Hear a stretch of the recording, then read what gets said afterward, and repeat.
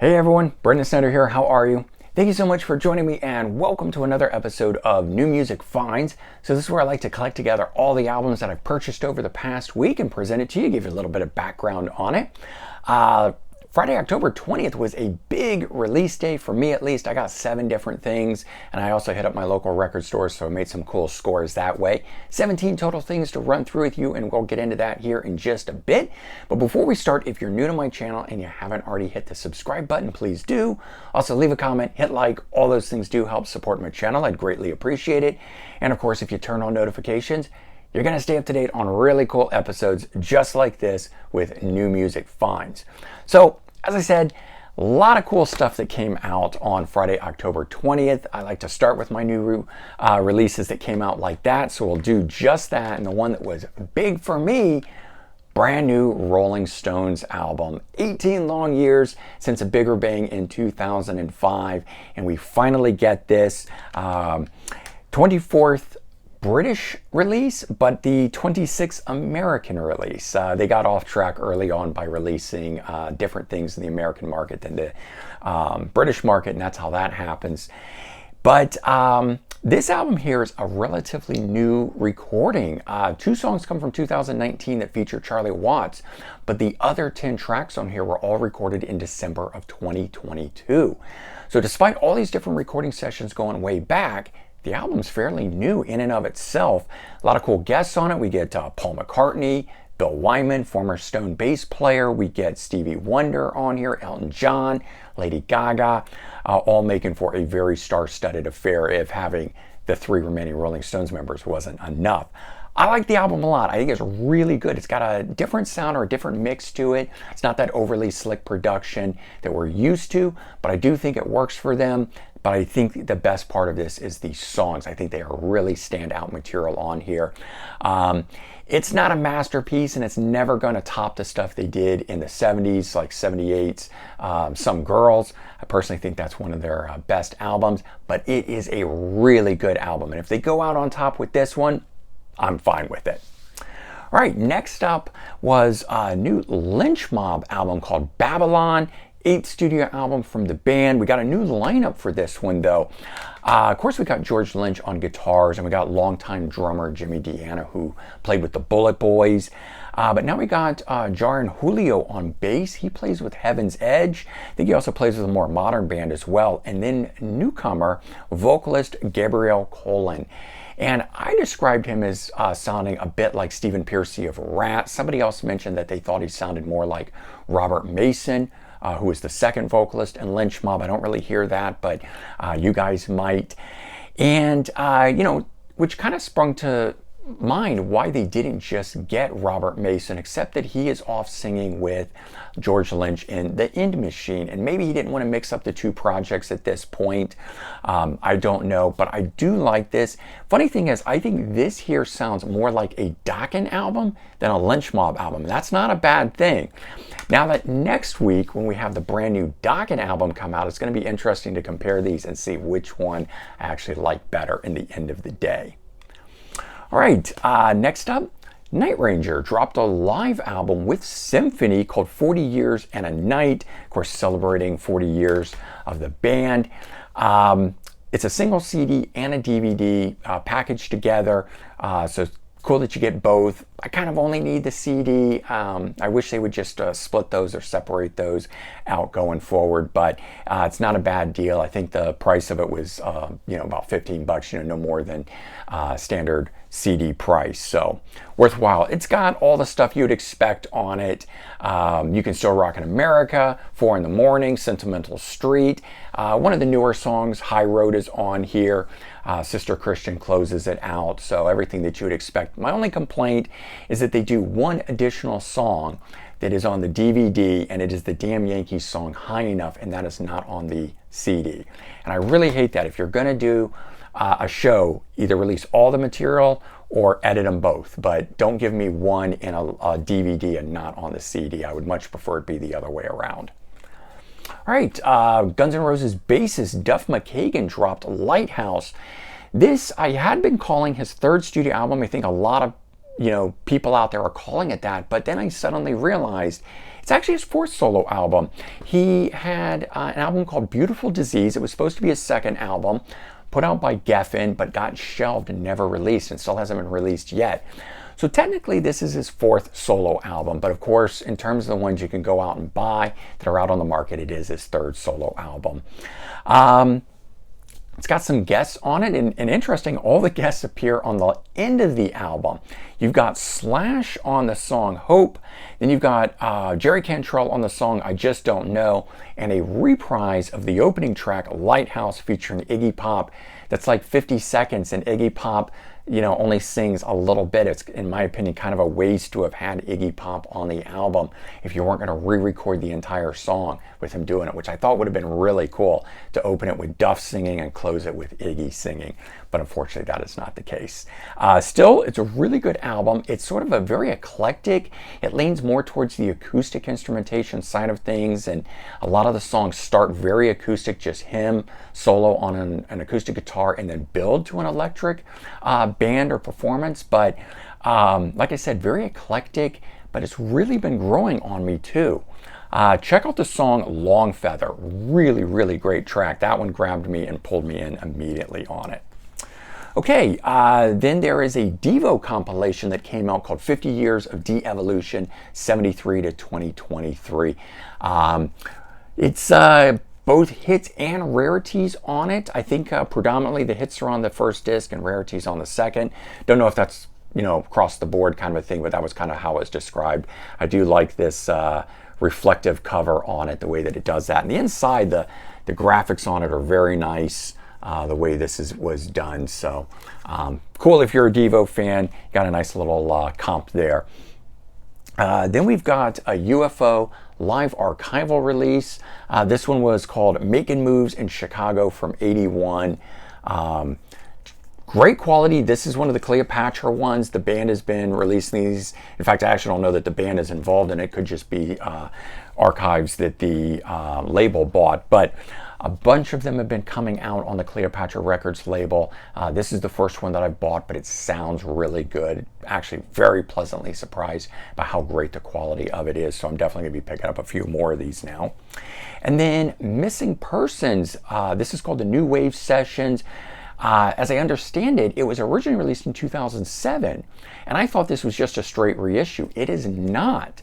So 5 of the tracks were from the 2007 sessions, but during that time they also re-recorded some Missing Persons songs and did some remixes to make a full album.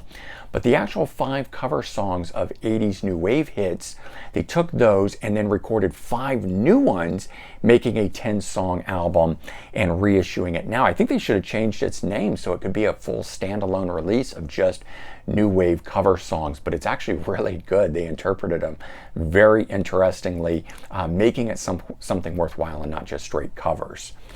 All right, this came out last week. I didn't buy it right away. I chose to buy it a little bit later.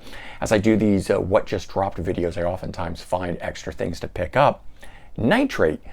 This one here called Feel the Heat. I've got one album previous to this here, but this one here, very, very cool synth wave, sort of hard rock synth wave style music. Very popular these days. This one has a nice throwback, sort of a mix of like if Danger Danger was a synth wave band. That's the sort of vibe that you get with it. This one here is a reissue, but just came out last week as well. Nick Turner, a former member of Hawkwind.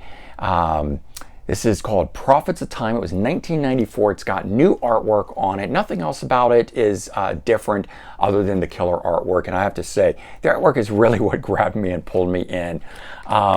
Very unique listen, much like the Hawkwind stuff, space rock vibe, but even maybe more so with a lot of cool guests from the early 90s on it. And but I like it. I gotta say, it's a unique thing. It's one of those things that if I'm in the right mood for, it's very, very cool. All right, and I got this a little early. This was sent to me by Cherry Red Records, and it comes out next week. But for me, I got it this week, so I want to show you guys. It's the new Impellitteri box set, which is called The Complete Beast, 1987 to 2009. So nice little box set that gathers up all of his studio material between that time. A little bit of live materials on here as well. So you get the discs.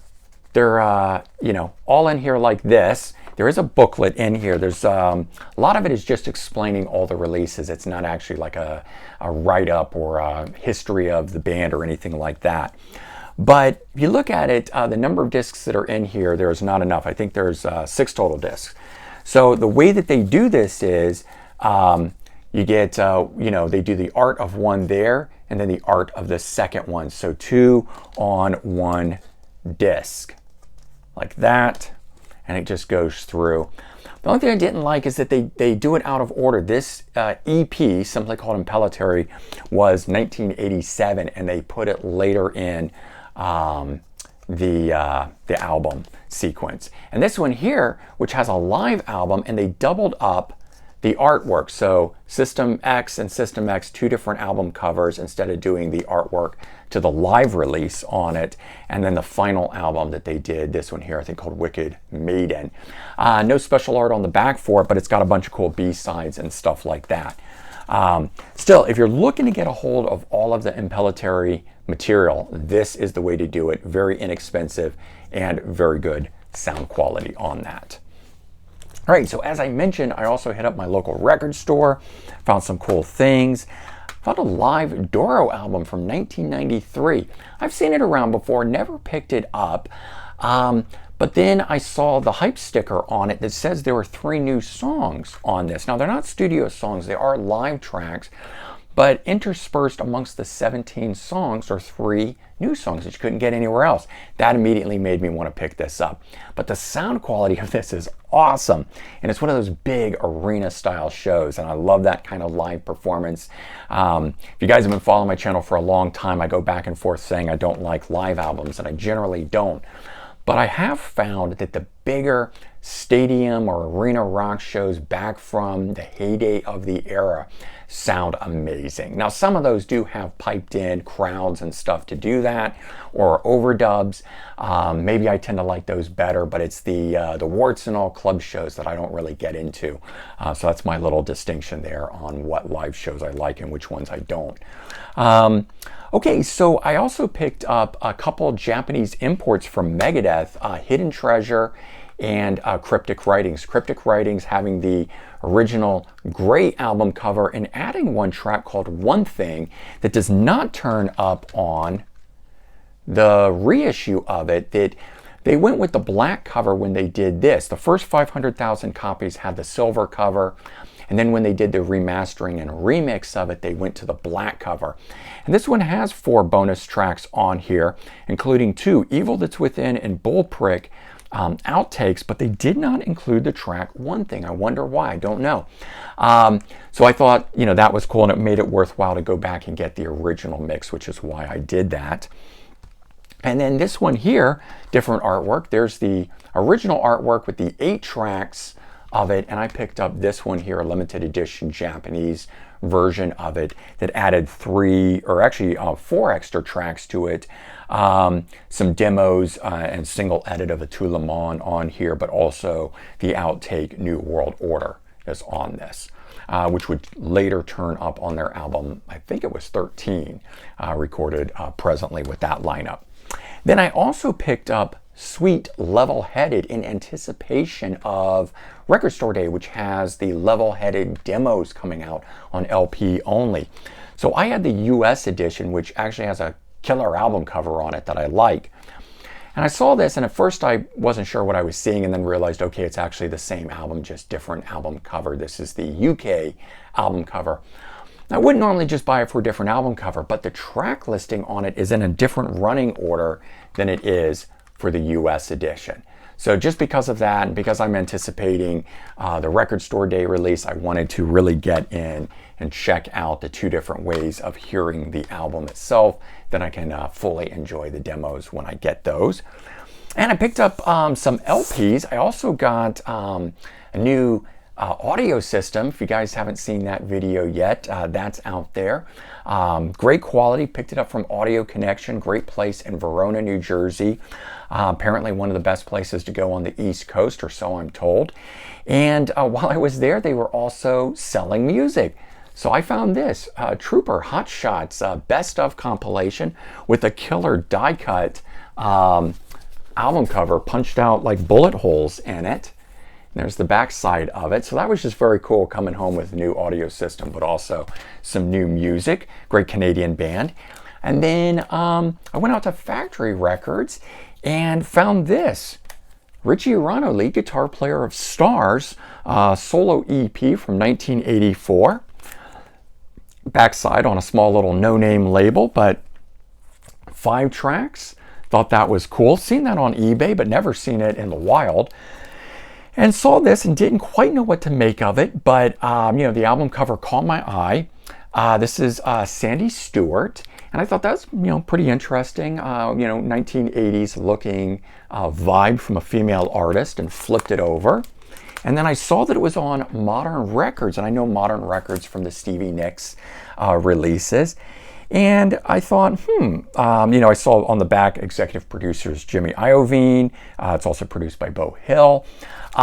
People that all have relation to Stevie Nicks. And I wondered if she did. Turns out she was one of her backup singers for the Wild at Heart album. And made her own album and had her own success. This is called Cat Dancer. So that was kind of a cool find. I like finding things like that look interesting. And then I look into it and find out there's actually much more to it than just a cool album cover and stuff from the era. It actually, Stevie Nicks does background vocals for her on this. So it's kind of a really cool thing like that. I'm looking forward to really digging in and checking it out and seeing if she did anything else. But there you go. There's 17 things that I picked up, a little bit from across the board. CDs, records, a box set, brand new Rolling Stone album. Can't get any better than that. This is probably my favorite week of release so far this year. There's been some other good ones, but this one had so much great stuff. Let me know what you guys picked up from this past week, and hopefully you got some new stuff on the horizon for this coming Friday, October 27th. Another great day. As I mentioned, the brand new Dokken is coming out, and you'll get to see that next Wednesday. So do check back every Wednesday for brand new episodes. You can see what I got, get little mini reviews on albums and things like that. All right, everyone, take care, have a good one, and I'll talk to you soon. Bye-bye.